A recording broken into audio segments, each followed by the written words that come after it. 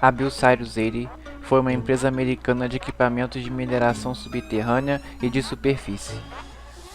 Em 1880, Daniel Parmalee Eels, de Cleveland, Ohio, reuniu-se com parentes e parceiros com a intenção de formar uma nova empresa para a produção de equipamentos de ferrovia e mineração.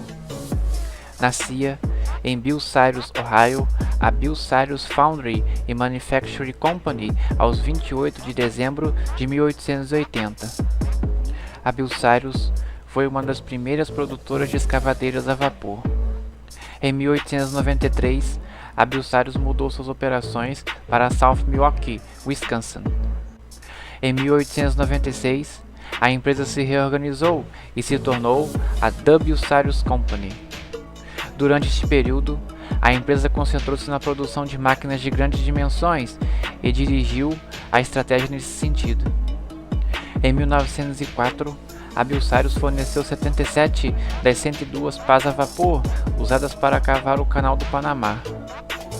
Estes eram modelos de 95 toneladas com caçambas de 5 jardas cúbicas que podiam mover aproximadamente 8 toneladas de material de uma só vez. Eles eram operados por uma tripulação de 4 pessoas. Semelhante a uma locomotiva, a tripulação era chefiada por um engenheiro e incluía 2 bombeiros que abasteciam a caldeira com carvão e um guindaste. Uma equipe de suporte de 6 pessoas no solo colocou trilhos nos quais a pá se movia. Uma fotografia do presidente Theodore Roosevelt foi tirada em novembro de 1906, operando uma escavadeira Bucyrus no Panamá durante sua viagem de inspeção. Em março de 1910, uma única pá da Bucyrus escavou 70 mil jardas cúbicas em 26 dias no Corte de Culebra, estabelecendo um recorde de construção de canal. Cada pá tinha em média mais de 1 milhão de jardas cúbicas de terra escavadas no corte. Contudo, em 1911, a Bucyrus Company, a Atlantic Steam Shovel Equipment Company e a Vulcan Steam Shovel Company fundem-se para formar a Bucyrus Company como empresa pública. Isso marcou o fim da Bucyrus como empresa familiar. A empresa mudou seu nome para Bucyrus 80 em 1927, quando se fundiu com a 80 Steam Shovel Company, a principal fabricante de escavadeiras de pequeno porte do país na época. Em 1930, a Bucyrus se juntou com a Houston e Hornsby em Lincoln, formando a empresa Houston Bucyrus Limitada, na Inglaterra. A Houston e Hornsby foram os fabricantes preeminentes de escavadeiras a vapor na época, tendo começado em 1874. A fusão deu à empresa acesso a mercados mundiais, anteriormente indisponíveis. A Houston e Hornsby vendeu sua participação na Houston Bucyrus em 1985 durante um período de recessão e consolidação na indústria da mineração, quando se desfez de negócios não essenciais para sobreviver. Por um tempo, na década de 1980, a empresa ficou conhecida como Bacor Western após sua fusão com a Western Gear. Em 18 de fevereiro de 1994, a Bucyrus 80 entrou com um pedido de concordata e permaneceu sob proteção contra falência até 14 de dezembro de 1994. A empresa adotou o nome de Bucyrus International, INC, em 1997. A Bucyrus construiu centenas de grandes máquinas de mineração, bem como equipamentos de construção, competindo com a Marion Power Shovel. A Bucyrus adquiriu a Marion Power Shovel em 1997.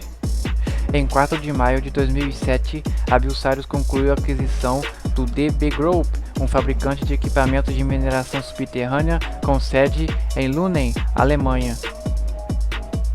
A Bucyrus adquiriu a DBT porque o equipamento de mineração subterrâneo deles completou seus produtos de mineração de superfície.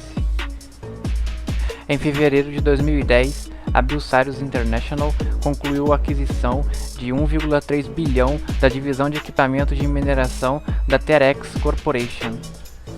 Em 15 de novembro de 2010, a Bucyrus concordou em ser adquirida pela Caterpillar em uma transação avaliada em 8,6 bilhões.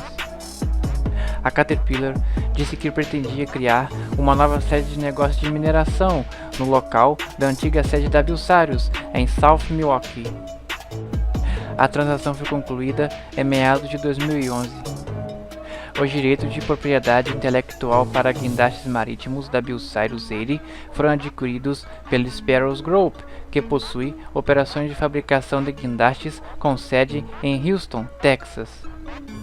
A Bucyrus possuía as marcas Bucyrus 80, Marian e Ransoms e Rapier, e fornecia peças OEM e serviços de suporte para maquinários que carregassem essas marcas. A Bucyrus 80 1150 RB, uma dragline ambulante preservada na mina de carvão a céu aberto de St. Aidan, Yorkshire, Inglaterra. A dragline móvel 4250W, também conhecida como Big Musk, foi construída em 1969 com uma caçamba de 220 jardas cúbicas, 170 metros cúbicos e pesava 13.000 toneladas métricas.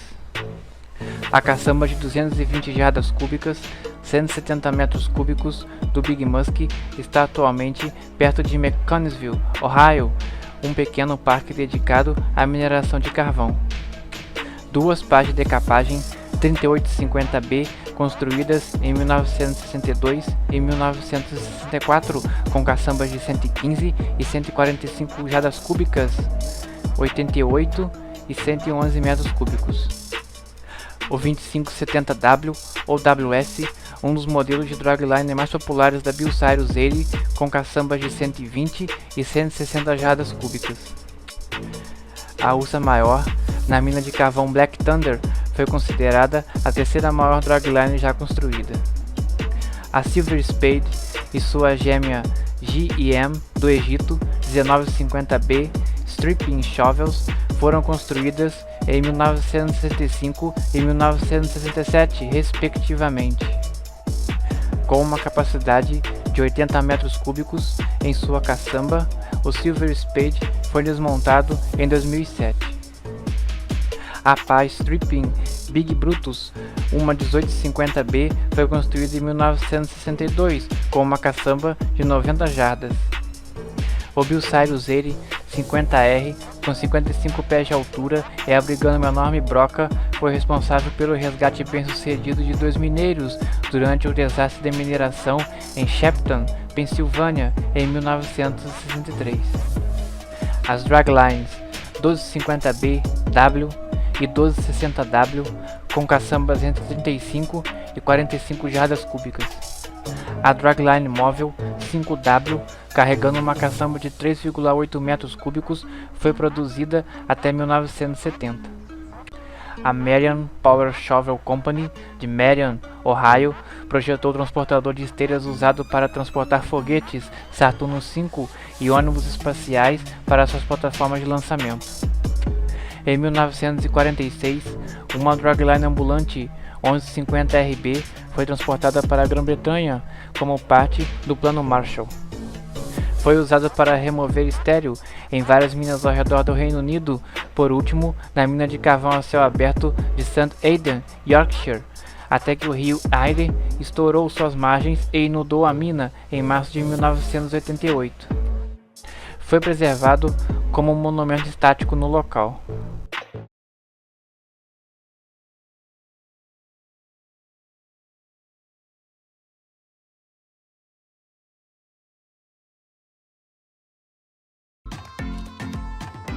A P&H Mine Equipment projeta, constrói e dá suporte a uma linha de máquinas de perfuração e manuseio de materiais comercializadas sob a marca P&H e aplica operações de mineração de superfície, de minerais e energia em todo o mundo. A empresa é uma subsidiária operacional da Joy Global Inc. A empresa teve seu início em Milwaukee, Wisconsin. Na época, Milwaukee era um centro de fabricação de máquinas industriais na convergência de 3 rios que desembocavam no Lago Michigan. Entre o número crescente de firmas de fabricação de máquinas em Milwaukee, na década de 1870, estava uma firma em dificuldades, conhecida como White Hill Sewing Machine Company. A Alonzo Pauling era um fabricante de moldes de peças fundidas, e Henry Harnish Finger era um serralheiro mecânico com algum treinamento em engenharia. Eles administraram as operações de modelagem e usinagem de engrenagens na fábrica de White Hill. Preocupados com a falta de disciplina de marketing e manufatura de White Hill para crescer, eles formaram uma oficina de modelagem em 1º de dezembro de 1884 para fabricar, montar e fazer manutenção de componentes e equipamentos necessários para outras firmas manufatureiras maiores na região. Pauling e Harnish Finger inicialmente forneceram componentes de maquinários industriais e suporte de serviço de montagem para grandes operações de manufatura em Milwaukee. Seus clientes incluíam fabricantes de máquinas de tricô industriais, fabricantes de tijolos, fabricantes de equipamentos de secagem de grãos e cervejarias. Em 1887, Pauling e Harnish Finger ajudaram a reconstruir e atualizar uma ponte rolante dentro das operações de fundição da Edward P. Alice Manufacturing Company, que havia entrado em colapso após uma tentativa de mover uma carga além de sua capacidade de elevação nominal. O guindaste reconstruído substituiu o complexo sistema de cordas e polias que falhou por um sistema simplificado de motores e caixas de engrenagens. Logo depois, Pauling e Harnish Finger começaram a reconstruir sua própria linha de pontes rolantes para operações de fabricação e armazenamento. Em 1920, a linha de produtos de máquinas de escavação da P&H incluía máquinas P&H modelo 206 e modelo 300, que a empresa produzia em lotes de 5 ou mais. Em 1926, o maquinário de escavação da P&H estava efetivamente sendo distribuído em todo o mundo, incluindo Mumbai, na Índia.